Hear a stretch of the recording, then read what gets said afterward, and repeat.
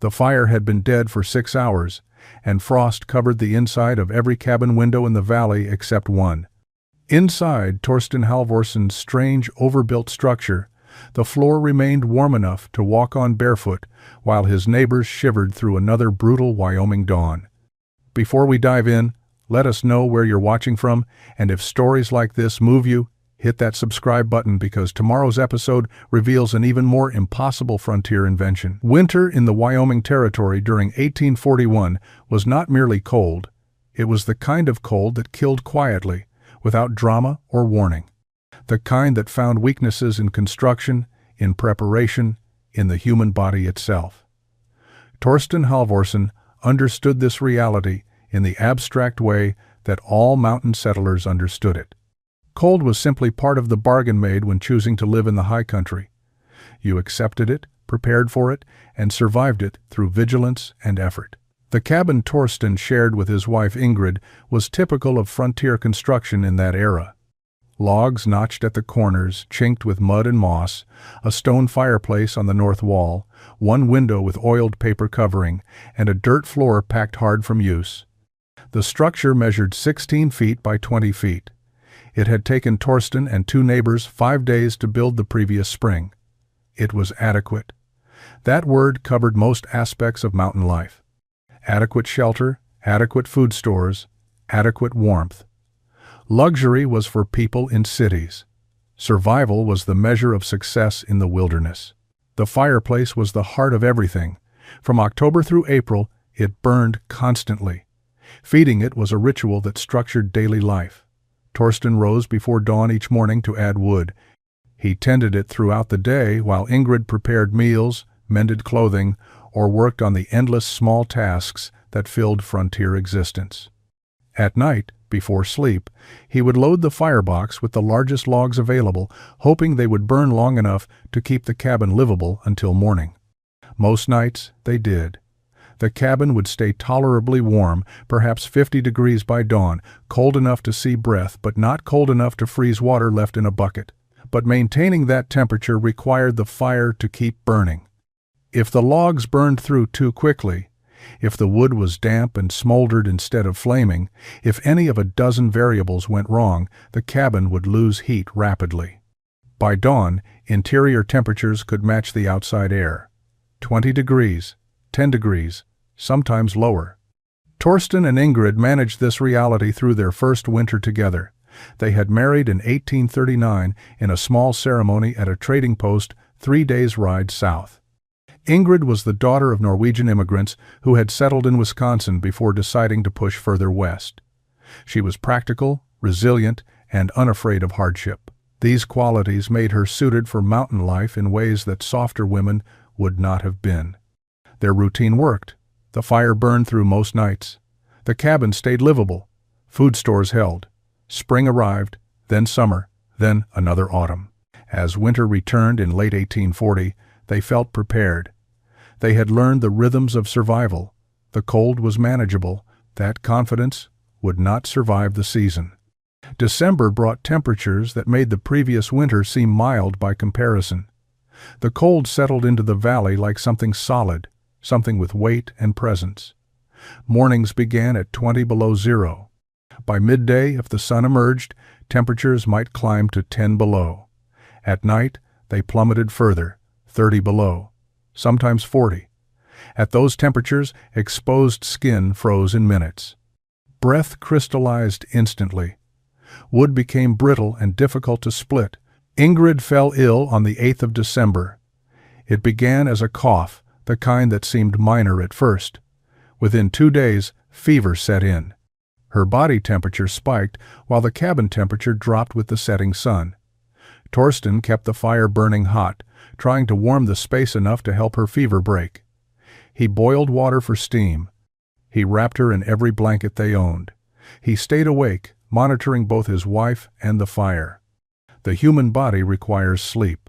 This is not a matter of preference or willpower. After a certain point, consciousness simply shuts down. Torsten had been awake for nearly 40 hours on the night of December 10th. He sat beside the fire, feeding it logs, watching Ingrid's labored breathing. Around 2 in the morning, he added what he thought would be enough wood to last until dawn. Large, split pine logs, dry and ready to burn. He allowed himself to close his eyes for just a moment. He woke to gray dawn light and bitter cold. The fire was dead. Not smoldering, not reduced to coals that could be revived. Completely cold. The logs he had added had been smaller than he realized in his exhausted state. They had burned through completely. The cabin temperature had dropped throughout the remaining night hours. Frost covered the inside of the walls. The water bucket had frozen solid. Torsten moved to Ingrid immediately. She was not breathing. Her skin was cold to the touch. The fever that had burned through her body for 2 days had weakened her enough that when the temperature dropped, her body could not maintain the fight. She had died sometime in the hours between his collapse into sleep and dawn, quietly, without waking him. The cold had simply taken her while he slept 3 feet away. He sat beside her body for an hour, not moving, not thinking clearly. Then he stood and walked outside into the brutal morning air. The sun was rising over the eastern ridge, bright and utterly indifferent. Smoke rose from neighboring cabins where fires had successfully burned through the night. Life continued in those structures. Children would wake, meals would be prepared. The day would proceed normally. Torsten walked back inside. He needed to build a fire. He needed to thaw the ground enough to dig a grave. He needed to do many things. But first, he simply stood in the cabin that had failed to protect his wife, feeling the cold that had killed her and understanding with absolute clarity that adequate was not enough. Torsten buried Ingrid on a hillside overlooking the valley 3 days later. The ground had been frozen solid. He spent 2 full days building fires on the burial site, letting them burn down to coals, scraping away ash, then building new fires. Slowly, the earth thawed enough to dig. Bjorn Lindstrom and 2 other neighbors helped with the actual excavation. They lowered Ingrid's body, wrapped in canvas, into the frozen ground. They covered her with earth and stones. They stood silently for a few minutes in respect. Then they returned to their own cabins and their own struggles to survive the winter. Torsten returned to his empty cabin. The fire was burning. He had kept it fed continuously since the morning Ingrid died, as if making up for the failure. The space was warm, perhaps 65 degrees, comfortable by any standard, but the warmth felt temporary, fragile, dependent entirely on his constant attention and the continued burning of wood in the firebox. He began to notice things he had never paid attention to before. How quickly heat escaped through gaps in the chinking, how cold air seeped in around the doorframe, how the dirt floor remained perpetually cold regardless of how hot the fire burned. Heat rose to the ceiling and accumulated there, wasted, while the lower half of the cabin stayed cool. The single window, even covered with oiled paper, radiated cold inward. The entire structure was designed to lose heat, not retain it. Most men who lost wives on the frontier either remarried quickly or left the mountains entirely. Torsten did neither. He stayed in the cabin through the remainder of that winter, trapping enough to maintain his supplies, but spending most of his time thinking about a single question. Why did cabins have to lose all their heat the moment a fire went out? It seemed like a simple question. The answer seemed obvious. Fire produces heat. When fire stops, heat stops. That was simply how things worked. But Torsten could not accept that answer. He had seen his wife die because of it. The knowledge that adequate fire management was not enough, that a single mistake or moment of exhaustion could be fatal, made the standard answer insufficient. He started paying attention to how different things held or released heat. Metal tools left near the fire stayed warm for a few minutes after being moved away, then cooled rapidly. Stone around the fireplace stayed warm longer, sometimes for an hour after the fire died down. Wood held almost no heat at all. Water in a pot would stay hot for a while, but eventually cooled. Everything released its heat to the surrounding air. Everything equalized to the ambient temperature eventually, but the rates differed. That observation felt important. Some materials released heat quickly, others slowly. Some seemed to absorb heat and hold it. If a cabin could be built using materials that absorbed and held heat during the day, could that heat be released slowly through the night? Could a structure be designed not just to contain heat from an active fire, but to store it and release it gradually? The question occupied Torsten's thoughts through January and February. He had no formal education in physics or engineering. He had grown up on a farm in Minnesota, learning practical carpentry from his father, but nothing about the science of heat transfer.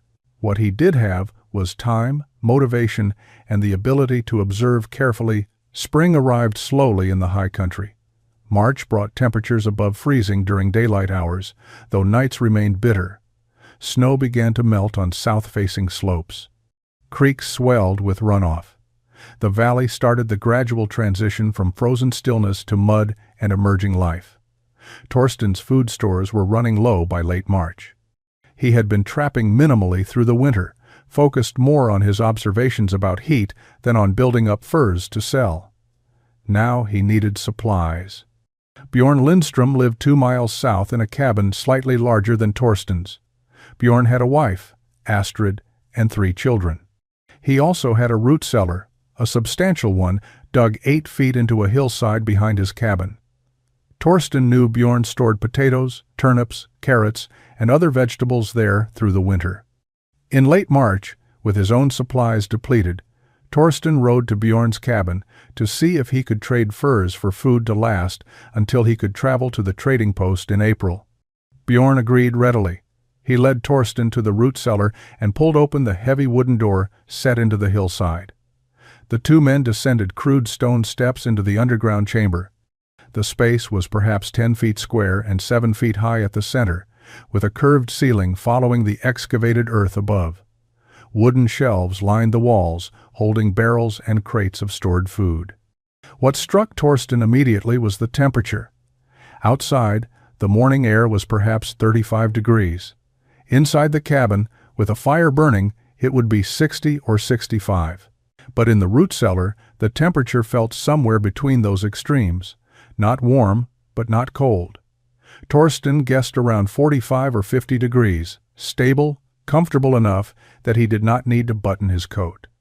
Bjorn noticed Torsten's attention. "Stays like this all winter," he said.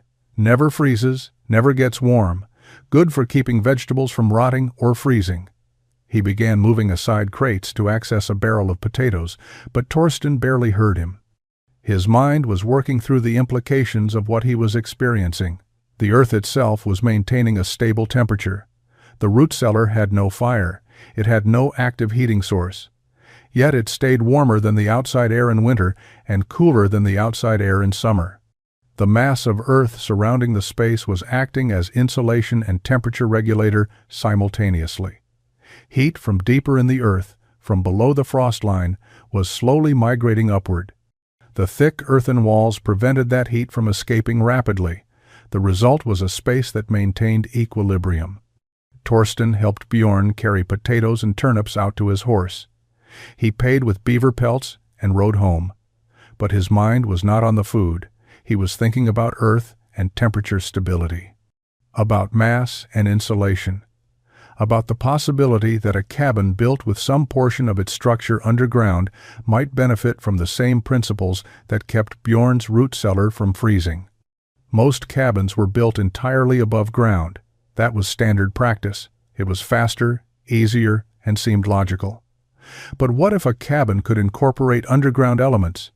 What if the floor could somehow be connected to the stable temperature of Earth below the frost line? The idea was forming, still vague, but connected to his earlier observations about materials holding heat at different rates. April brought Torsten to the trading post settlement 40 miles east. The journey took 2 days on horseback, following established trails that were finally clear of deep snow. He carried his winter's accumulation of beaver pelts, fewer than a successful season would produce, but enough to trade for supplies: coffee, salt, powder, lead, flour, the essentials that could not be produced or gathered in the mountains. The settlement consisted of a trading post, a blacksmith shop, a small general store, and a sawmill positioned beside a fast-flowing creek. The mill was a recent addition, built 2 years earlier by a Norwegian immigrant named Einar Johansen. Einar had recognized that the growing number of settlers and miners in the region needed cut lumber. Logs were plentiful, but properly dimensioned boards and planks required a sawmill's blade and power. Torsten completed his trading at the post, then walked to the sawmill. He had no specific business there, but the sound of the blade cutting through logs drew his attention. Einar was working alone, guiding a large pine log through the vertical blade driven by a water wheel. The air was thick with the smell of fresh-cut wood and filled with sawdust that hung in shafts of sunlight, streaming through gaps in the walls. Torsten watched for a while, then began looking at the waste material accumulating around the mill. Sawdust formed enormous piles where Einar shoveled it away from the blade. Wood shavings from planing operations created smaller piles of curled, thin strips. Most of this material was simply discarded or occasionally used as bedding for livestock. It had no commercial value. It was the inevitable byproduct of turning logs into boards. What caught Torsten's attention was steam rising from one of the older piles. The spring morning was cool, perhaps 45 degrees. Yet visible vapor rose from sawdust that had been accumulating for months. Torsten walked over and thrust his hand into the pile. 6 inches below the surface, the sawdust was warm. Not hot, but noticeably warmer than the surrounding air. He dug deeper. A foot down, the material was quite warm, almost uncomfortable to hold. Einar noticed his interest and walked over, wiping sweat from his forehead. "It does that," he said in Norwegian accented English. "The piles heat themselves, something about the wood breaking down inside. I've seen them steam even in winter." Torsten pulled his hand out and examined the sawdust clinging to his skin. The material was fine, almost powder-like in the oldest sections. Dry, despite the moisture that must be produced by whatever decomposition process was occurring inside. "Does it ever catch fire?" he asked. "Not that I've seen, just stays warm, like a blanket that makes its own heat." Einar shrugged. "It's good for nothing except hauling away. You want some?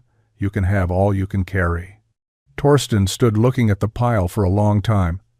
Something about this material, about its ability to trap and hold heat, seemed important.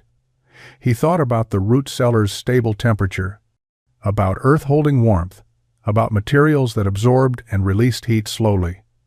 Sawdust was light, easy to transport, and apparently capable of insulating heat effectively. The decomposition process was generating warmth, but even without that, the material structure, all those tiny wood particles creating countless small air spaces, would trap heat like the blanket Einar had described. "I might take you up on that," Torsten said. He did not explain why. He was not sure himself yet. But another piece of something larger was falling into place. The blacksmith shop stood 50 yards from the sawmill, a stone structure with a slate roof and wide doors that stood open to ventilate the heat from the forge. Torsten could feel warmth radiating from the building as he approached. Knut Andersen had been the settlement's blacksmith for 5 years, serving the scattered population of trappers, miners, and settlers who needed tools repaired, horses shod, or metal hardware fabricated. Torsten entered and found Knut working on a set of hinges, heating iron bars in the forge until they glowed orange, then hammering them into shape on his anvil. The ring of metal on metal filled the space. Sparks scattered with each impact. The forge itself was built from carefully fitted stones that formed a deep firebox with a chimney rising through the roof. Knut finished the piece he was working on and plunged it into a water trough. Steam erupted with a sharp hiss. He noticed Torsten and nodded in greeting. "Need something made?" "Not today. Just watching." Torsten moved closer to the forge. The fire had burned down after Knut's last heating, reduced to glowing coals but no longer flaming. Yet, the heat radiating from the structure was intense. Torsten could feel it on his face from 6 feet away. "That's a well-built forge," Torsten said. Knut wiped his hands on his leather apron. "Took me 2 months to build it right. The stones are everything. They have to fit tight, no gaps for heat to escape, and they have to be thick. These are 8 inches at least, some places 12. How long does it stay hot after the fire dies? Hours. I can bank the coals at end of day, go home, come back next morning, and the stones are still warm enough to hurt if you touch them wrong. Sometimes I can restart the fire just from the heat they held overnight. Torsten walked around the forge, studying its construction. The stones were dark gray, probably granite from the surrounding mountains. They were fitted together with minimal mortar, relying on their flat surfaces and weight to create stability. The thermal mass was enormous, hundreds of pounds of stone, all absorbing heat throughout the day as Knut worked. "Does it matter what kind of stone?" Torsten asked. Knut thought about this. "Dense stone is better. Soft stone cracks from the heat. Granite works. Basalt is good if you can find it. Anything heavy and solid." He poked at the coals with an iron rod.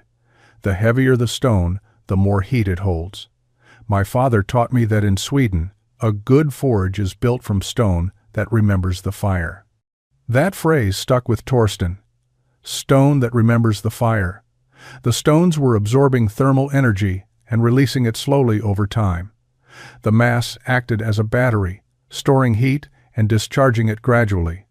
This was the same principle he had been observing. The root cellars earth, the sawmills sawdust. Now the forge stones. All held heat far longer than wood or air. "If you built a cabin with stone foundations," Torsten said carefully, "thick ones, and kept a fire burning inside during the day, would the stones hold that heat?" Knut considered the question. "I suppose they would. Not as hot as a forge, but yes. Stone absorbs heat from any source." He looked at Torsten curiously. "You planning something?" "Maybe. Still thinking."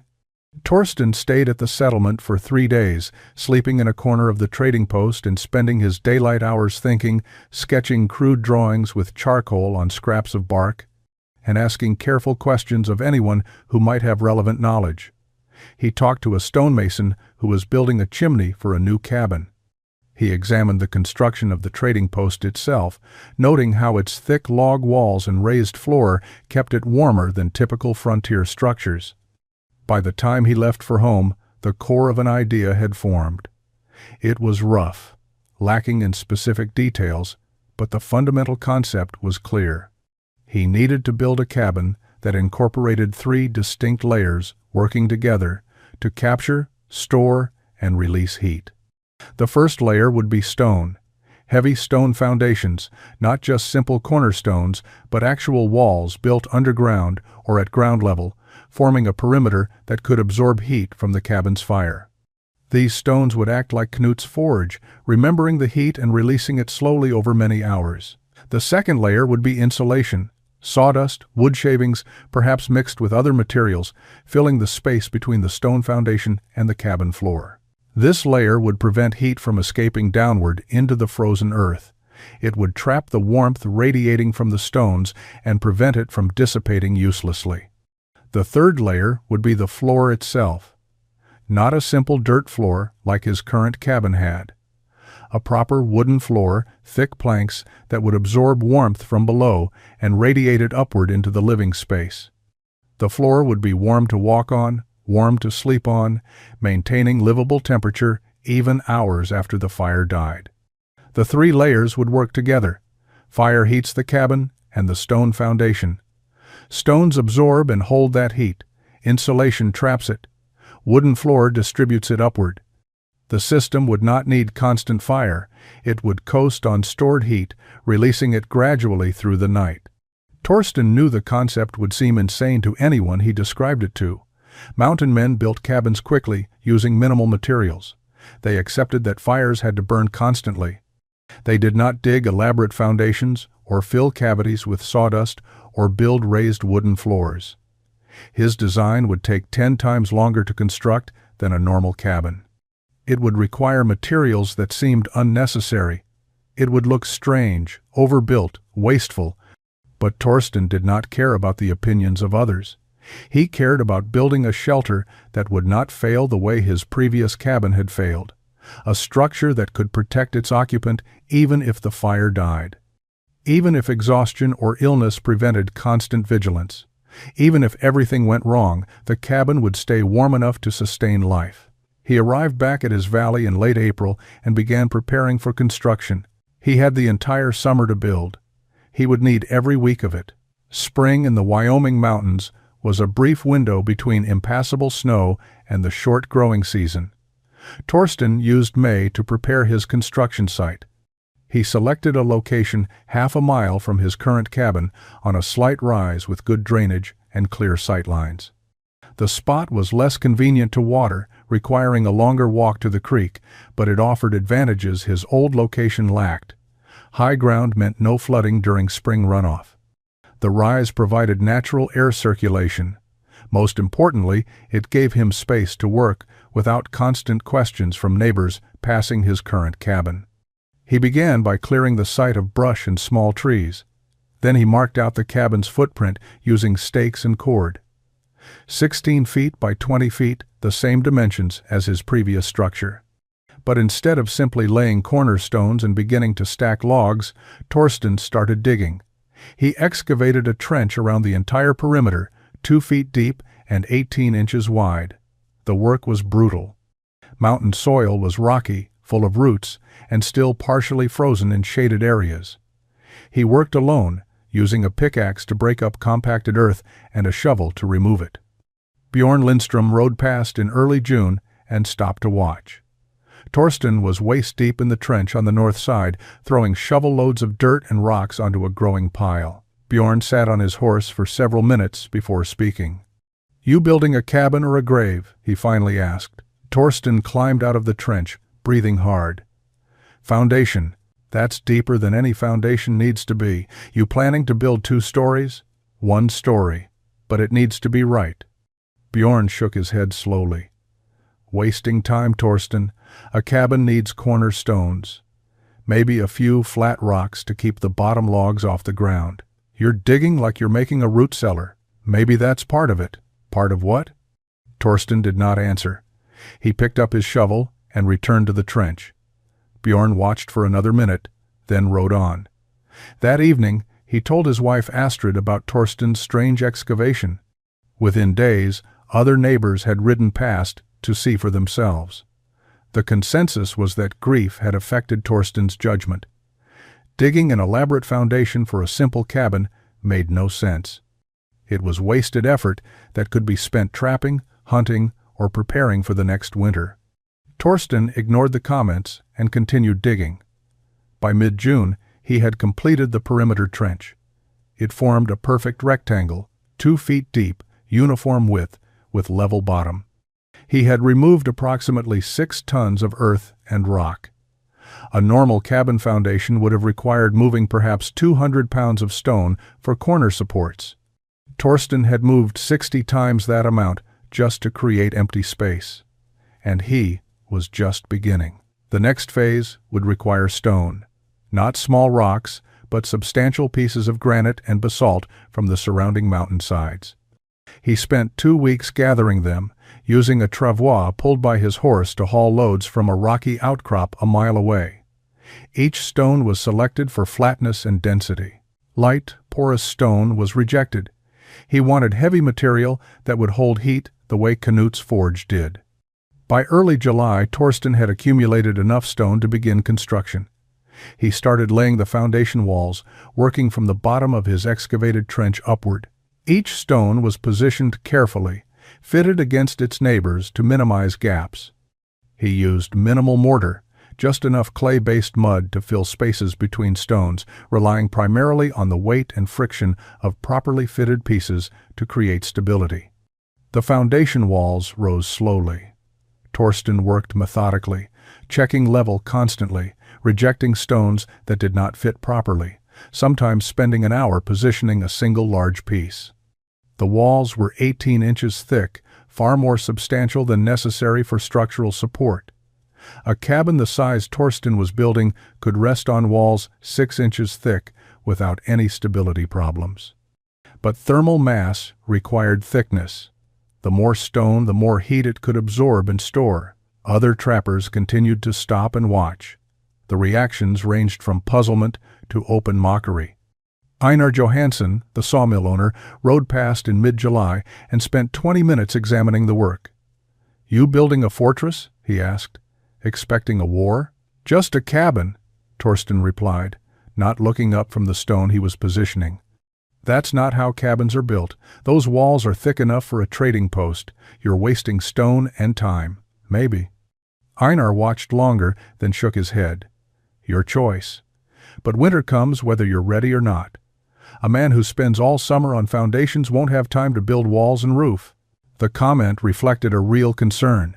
Standard cabin construction took less than a week. Torsten had already spent 6 weeks just on excavation and foundation. He had not yet placed a single log for the actual cabin walls. At his current pace, he might not finish before snow arrived. An incomplete cabin was worse than no cabin at all. But Torsten had calculated his timeline carefully. The foundation work was the most labor-intensive phase. Once the stone walls were complete and the cavity filled with insulation, the actual cabin construction would proceed relatively quickly. He would have walls and roof before October. It would be tight, but achievable. By the first week of August, the foundation walls were complete. They rose 18 inches above ground level, forming a raised perimeter around the cabin footprint.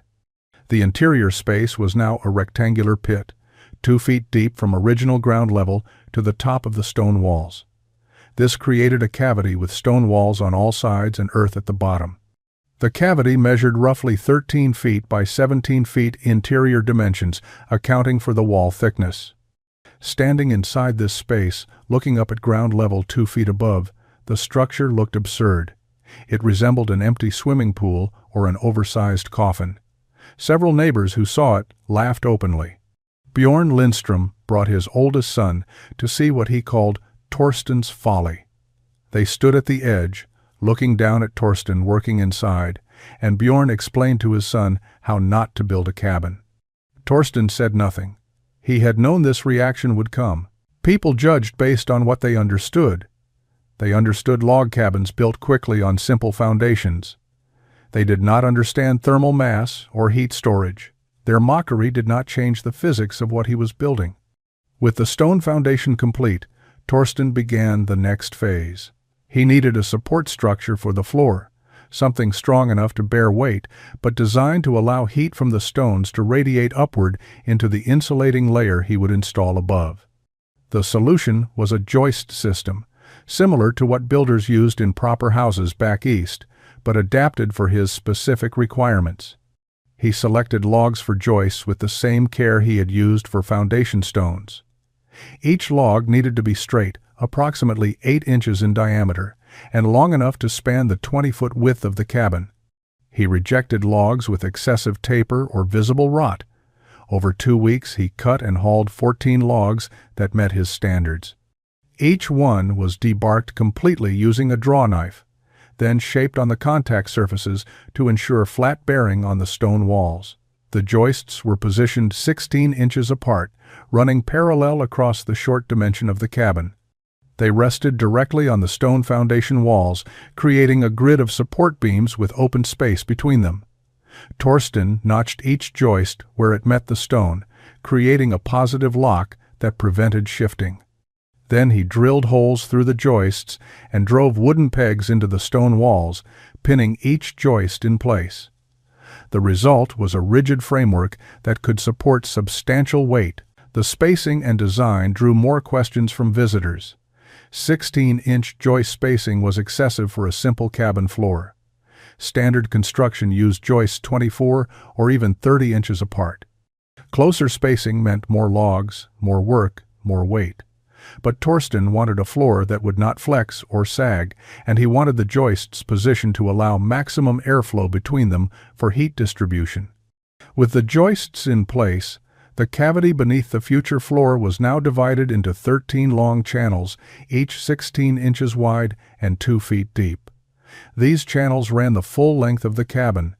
From above, looking down between the joists, the stone foundation was visible at the bottom, with 2 feet of empty space between the stones and where the floor would eventually sit. Bjorn Lindstrom visited again in late August and studied the joist work with genuine confusion. "You're building a stage," he said. That floor is going to be 2 feet off the ground. You'll need steps to get into your own cabin." "Probably," Torsten agreed. "Why? What's the purpose of all this empty space underneath?" "Insulation." "Insulation from what?" "The ground? The ground doesn't need insulating. It's just there." Torsten did not try to explain.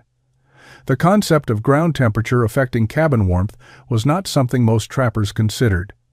They built on the ground because that was where the ground was.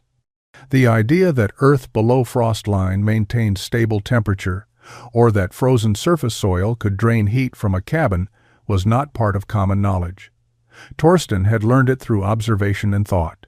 Explaining it to someone who had not made those observations would require more time and patience than he wanted to invest. "It'll make sense when it's done," he said simply. Bjorn rode away, shaking his head. That evening, he told several neighbors that Torsten was building the strangest cabin anyone had ever seen, and it probably would not even work properly when finished. September brought the need to fill the cavity beneath the joist system. Torsten had been planning this phase since his visit to Einar's sawmill in April. He returned to the settlement with his horse and a large canvas tarp. Einar was surprised to see him loading sawdust and wood shavings into bags fashioned from old flour sacks.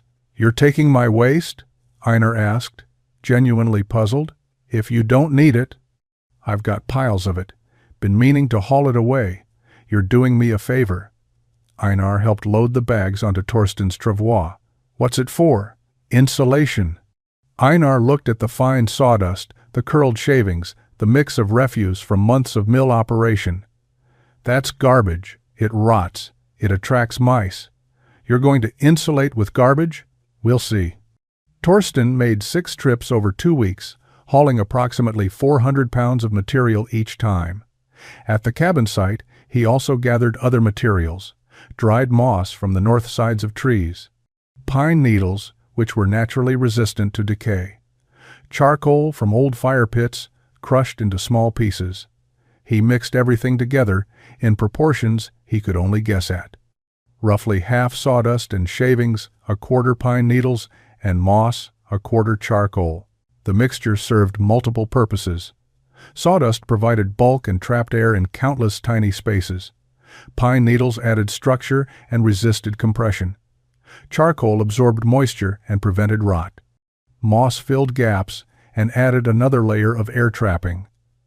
The combination created an insulating material unlike anything used in standard construction.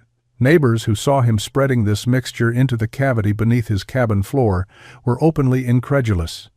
Bjorn Lindstrom stood at the edge watching Torsten shovel the material between the joists, filling the channels from stone foundation up to the underside of where floor planks would sit. "You're building your cabin on a compost pile," Bjorn said flatly. "No, on joists. The fill is just insulation. It's going to rot. It's going to smell. Mice are going to nest in it. Come spring, you'll have the biggest mouse den in Wyoming under your floor." Torsten continued shoveling. The charcoal would discourage mice. The depth would prevent easy access. But he did not argue. He simply worked, spreading the insulating mixture evenly, packing it down slightly but not compressing it too much. Compressed insulation lost its air spaces. Air was what trapped heat. The mixture needed to be settled enough to stay in place, but loose enough to maintain its structure. By late September, the entire cavity was filled. 2 feet of mixed organic insulation sat between the stone foundation and the joist system. The stone walls rose above this fill, creating a raised platform. From the outside, the cabin site looked bizarre. Stone walls forming a rectangle at ground level, joists spanning across them, and the interior filled with what appeared to be decomposing forest floor material. Several trappers passing through the valley stopped to look. Most assumed Torsten had lost his mind. One suggested openly that grief over Ingrid's death had broken something in him. Another offered to help him build a proper cabin before winter, suggesting they could have a functional structure completed in a week if Torsten would abandon his current project. Torsten declined politely. He was too far committed to stop now. October arrived with cold nights and snow flurries. Torsten worked longer days, aware that winter was approaching faster than his construction schedule allowed. The floor installation was critical and could not be rushed. He had purchased milled planks from Einar's sawmill during one of his sawdust hauling trips. The planks were 2 inches thick, 8 inches wide, and cut from dense pine. They were expensive by frontier standards, but Torsten needed dimensional lumber, not rough-hewn logs. He laid the planks perpendicular to the joists, creating a floor surface that ran the length of the cabin. Each plank was fitted carefully against its neighbor, with gaps no wider than 1/8 of an inch. He used square-cut nails to secure the planks to the joists, driving 3 nails into each joist at every plank crossing. The result was a rigid floor that did not flex or squeak when walked upon. But Torsten added features that made the floor unique. Every 8th plank was not nailed permanently. Instead, he attached these planks using wooden pegs that could be removed, allowing the plank to be lifted like a hinged door. This created access panels to the insulating cavity beneath. The panels were invisible when closed, appearing identical to the rest of the floor, but they could be opened for inspection or maintenance. The floor sat exactly 2 feet above the original ground level. Standing inside the cabin footprint, a person's feet were now on a wooden platform elevated on stone walls and insulated beneath by 2 feet of mixed organic material. It looked and felt strange. Most cabin floors were at ground level or perhaps 6 inches above on simple stone supports. Torsten's floor was high enough that entering the cabin would require a step up. Bjorn visited in mid-October and walked across the completed floor. His boots made solid sounds on the thick planks. He had to admit the craftsmanship was excellent. The floor did not give or flex. It was level and well built, but the height bothered him. "You'll freeze in winter," he said. "Cold air sinks. Your floor is up high, but the cold will pour underneath. That space below will be like an icebox. The stone walls are enclosed. Cold air can't get under the floor." Bjorn knelt and looked at the perimeter where floor met stone walls. Torsten had indeed sealed the gap with clay mixed with horsehair and pine resin, the same mixture he had seen used for chinking between logs on well-built cabins. The seal looked tight. Even so, all that empty space underneath will be cold, and whatever you filled it with will just make it worse once moisture gets in. Torsten did not respond. The entire point of his design was that the space underneath would not be cold. The stone foundation would absorb heat from the cabin's fire. That heat would radiate into the insulating layer. The insulation would prevent the heat from escaping into the frozen ground. The floor would warm from below. But explaining this to someone who had not thought through the physics seemed pointless. Bjorn would not believe it until he experienced it. November came with serious cold. Torsten worked frantically to complete the cabin walls and roof. The walls went up relatively quickly once he started. He used traditional notched log construction for speed, though he fitted each log more carefully than was standard. The roof was simple, angled to shed snow, covered with split planks and multiple layers of bark. It would not win awards, but it was functional and weatherproof. By the 3rd week of November, the cabin was enclosed. Door installed, window shuttered, fireplace built into the north wall using the same careful stone selection he had used for the foundation. The interior was rough, unfinished, but livable. Torsten moved his possessions from the old cabin and prepared to test his design. On November 22nd, he built the first fire. The day was cold, perhaps 15 degrees, with wind making it feel colder. He started with small kindling, gradually adding larger pieces until flames filled the firebox. The stone fireplace drew well, smoke rising cleanly through the chimney. Heat radiated into the cabin space. Within an hour, the air temperature at head height reached a comfortable 60 degrees. But Torsten was not watching the air temperature. He was monitoring the floor. He walked across it barefoot, feeling for warmth. Initially, the planks felt neutral, neither warm nor cold. After 2 hours, they felt slightly warm. After 4 hours of continuous fire, the floor was noticeably warm to the touch. He knelt and placed his palm flat on the planks. The warmth was gentle but unmistakable. He lifted one of the access panels and reached down into the insulating cavity. The sawdust mixture was warm, several inches below the surface. The heat from the cabin's fire was conducting downward through the floor planks, into the insulation, and being absorbed by the mass of material filling the space above the stone foundation. Torsten let the fire burn through the afternoon and evening. By nightfall, the entire floor was warm enough that walking on it barefoot was comfortable. He added a final large log to the firebox around 9 in the evening, then let the fire die naturally. This was the test. If his design worked, the floor would stay warm through the night, as stored heat radiated upward from the stone foundation and insulating layer. He lay on his sleeping platform, wrapped in blankets, and waited. The air temperature in the cabin dropped as the fire reduced to coals, then to ash. By midnight, he could see his breath. But the floor beneath him remained warm.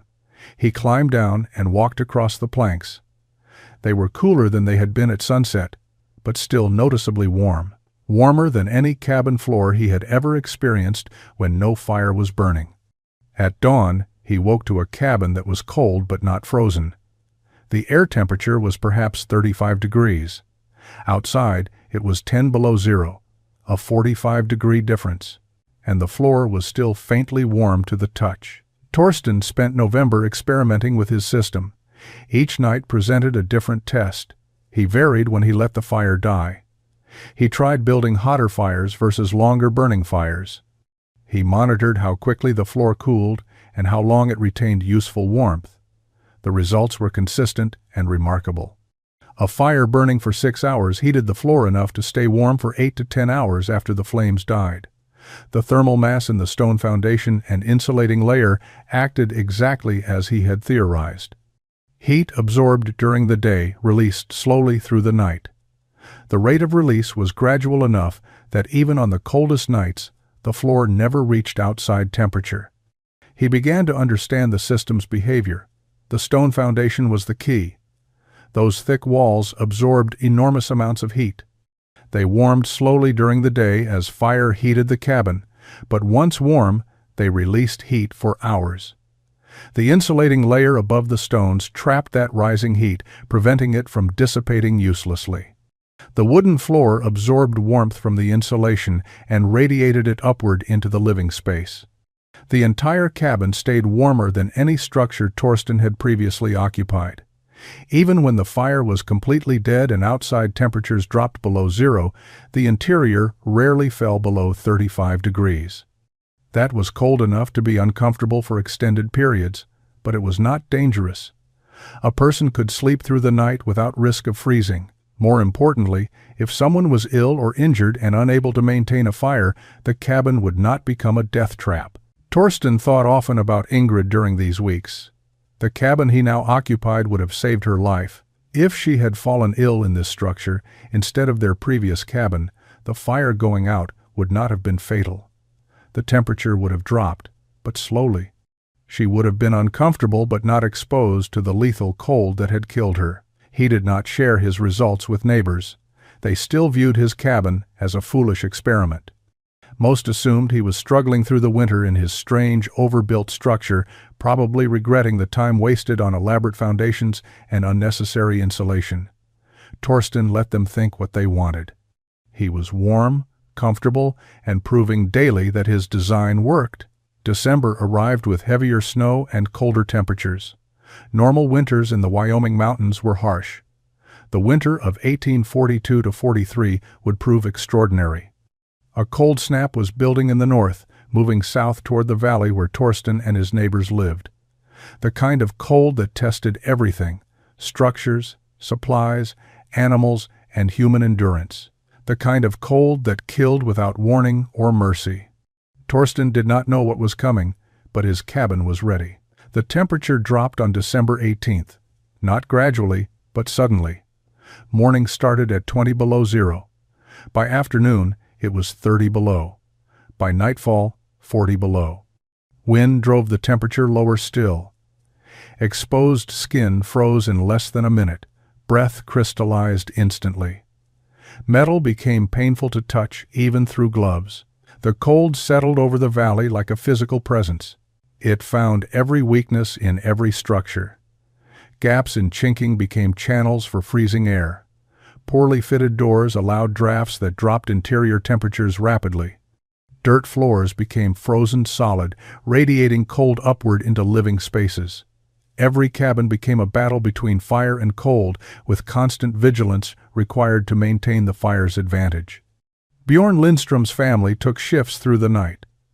Bjorn would tend the fire until midnight, then his wife Astrid would take over until dawn. Their 3 children slept in a pile near the fireplace, wrapped in every blanket the family owned. Even with constant fire, the cabin's temperature hovered around 45 degrees.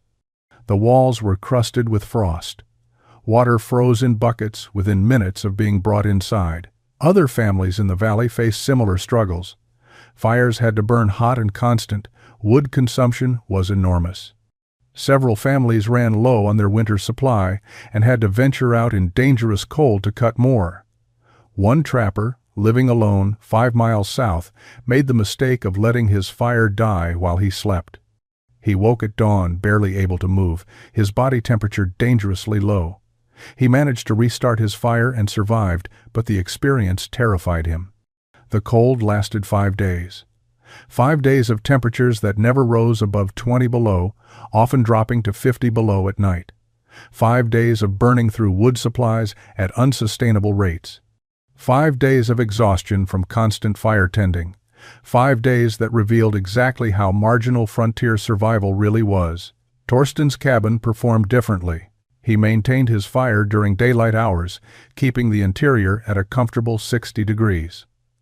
The stone foundation absorbed heat steadily. The floor stayed warm throughout the day. But at night, instead of loading the firebox with logs and praying they would last until dawn, Torsten let the fire die around midnight. The cabin cooled, but slowly. By dawn, the air temperature was around 40 degrees. Cold, but not dangerous, and the floor remained warm enough to walk on barefoot. The thermal mass system was releasing stored heat at a steady rate. The insulation was preventing heat loss to the frozen ground.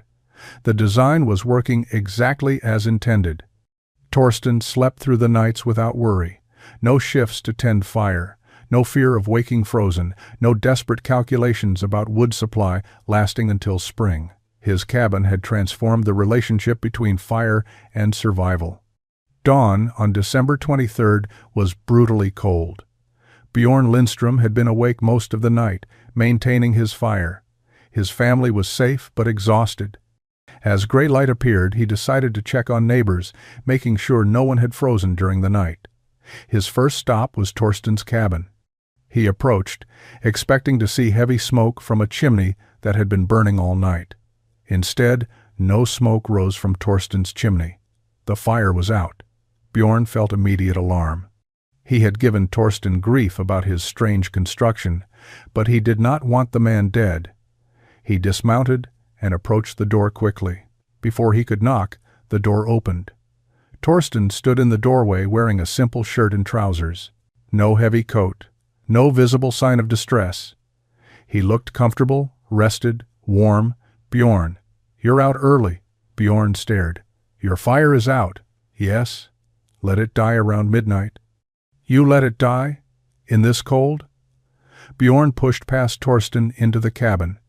The interior air was cool but not frozen. He could not see his breath, which meant the temperature was above freezing, possibly above 40 degrees, in a cabin with no fire burning for 6 hours, in weather that was 50 below outside. Bjorn walked to the fireplace. Cold ash, no coals. The fire had been dead for hours. He looked around the cabin, trying to understand. Then he noticed his feet. He was standing on the wooden floor in his heavy boots, but he could feel warmth through the leather. The floor was warm. He knelt and placed his bare hand on the planks. They were noticeably warm to the touch. Not hot, but warmer than any cabin floor should be, with no fire burning. He looked up at Torsten. "How?" Torsten smiled slightly. "The 3 floors everyone laughed at. They hold heat. The stone foundation absorbs it during the day. The insulation traps it. The floor releases it slowly. The cabin stays warm for hours after the fire dies. Bjorn stood and walked across the floor, feeling the warmth through his boots. He moved to the walls, which were not frosted like his own cabin's walls. He examined the doorframe, which showed no ice buildup. Everything about the cabin defied what he knew about frontier structures in extreme cold. "Can I see underneath?" Torsten lifted one of the hinged floor panels. Warm air rose from the cavity below. Bjorn looked down at the sawdust and shaving mixture, at the stone walls visible at the bottom. He reached down and felt the insulating material. It was warm, several inches deep.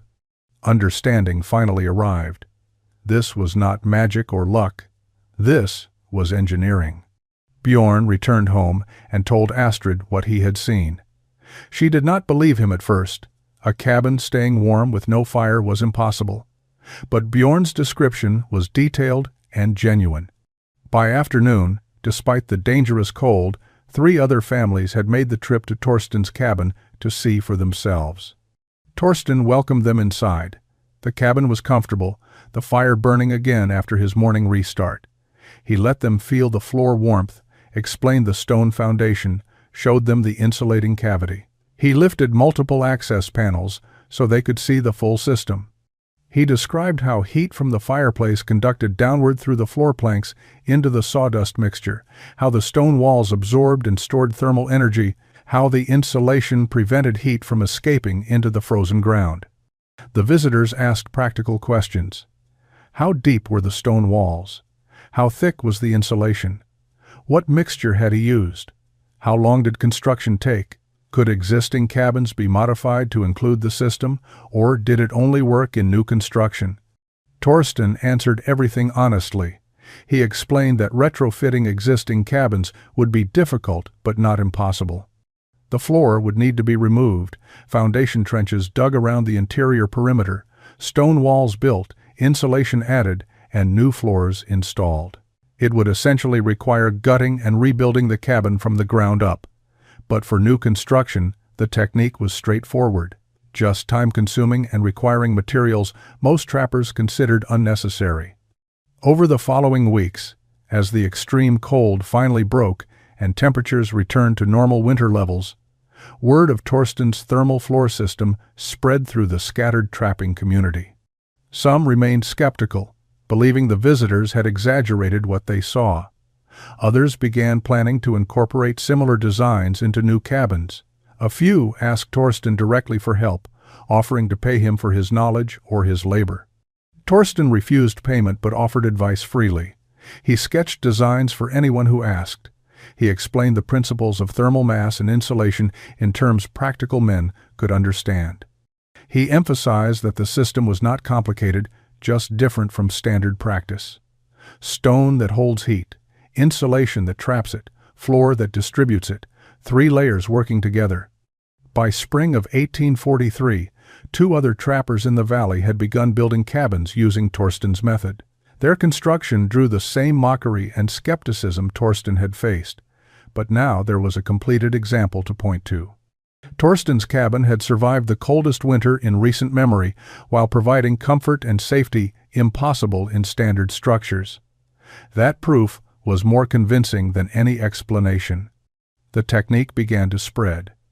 Slowly at first, limited to men who had directly experienced the brutal cold snap and understood viscerally why better insulation mattered. But gradually, the knowledge moved through the frontier community. Trappers talked to traders, traders talked to settlers, settlers talked to new arrivals.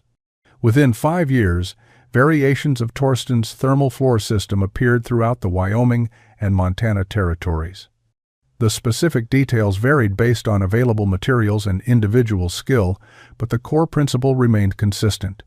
Build foundations that store heat, insulate beneath the floor, create thermal mass that sustains warmth long after fires die. Torsten lived in his cabin for 4 more years. He continued trapping, though less aggressively than before Ingrid's death. He helped neighbors build improved structures, never asking for payment, simply sharing what he had learned. He became known not as the strange, grief-stricken man who had built a foolish cabin, but as someone who understood heat and construction in ways most frontier builders did not. In 1847, Torsten left the mountains. The fur trade was collapsing. Beaver populations had been trapped out across much of the Rockies. Fashion had shifted away from felt hats toward silk, destroying demand for pelts. The economic foundation of the mountain man era was crumbling. Men who had spent decades in the wilderness were returning to civilization or moving to new territories where different opportunities existed. Torsten sold his cabin to a Norwegian family, moving west to try homesteading. He explained the thermal floor system carefully, showed them how to maintain it, and wished them well. Then he traveled to Oregon, where land was available and a different kind of life was possible. He established a small farm, remarried in 1849, and lived quietly until his death in 1871. His Oregon neighbors knew him as a capable farmer and carpenter. Few knew about his years in the Wyoming mountains or the innovation he had developed there, but the cabins remained. Torsten's original structure stood until 1923, occupied by successive families who appreciated its unusual warmth. When it was finally dismantled to make room for a more modern house, engineers from the University of Wyoming examined the foundation system. They marveled at the sophistication of the design and the effectiveness of materials that had remained functional for over 80 years. Other cabins built using Torsten's methods lasted similar lengths of time. The thermal floor system proved remarkably durable. Stone foundations required no maintenance. Organic insulation, protected from moisture by careful sealing, remained effective for decades. The floors stayed warm in winter, cool in summer, and comfortable year-round. Modern historians estimate that Torsten's innovation directly saved dozens of lives over the following decades. Families survived cold snaps that would have been lethal in standard cabins. Sick individuals recovered in structures warm enough to support healing. Children grew up in homes where overnight cold was inconvenient rather than dangerous. The exact number of lives saved is unknowable, but the impact was real and lasting. The phrase, "built like Erickson's cabin," became frontier shorthand for construction that prioritized function over speed, that incorporated intelligence into design, that solved problems before they became fatal. The compliment spread beyond Wyoming, carried by travelers and settlers moving across the West. Torsten Halvorsen never patented his thermal floor system. He never wrote formal plans or instruction manuals. He never profited financially from an innovation that changed how people survived in one of the harshest environments on the American frontier. His legacy was built into the ground, hidden beneath floors, invisible to casual observation, but unmistakable to anyone who spent a winter in a properly constructed cabin. He had solved a problem that killed his wife by thinking carefully about heat, mass, and time. And he had shared that solution freely with anyone who needed it. That quiet generosity, combined with genuine innovation, left a mark on the frontier that lasted far longer than his lifetime.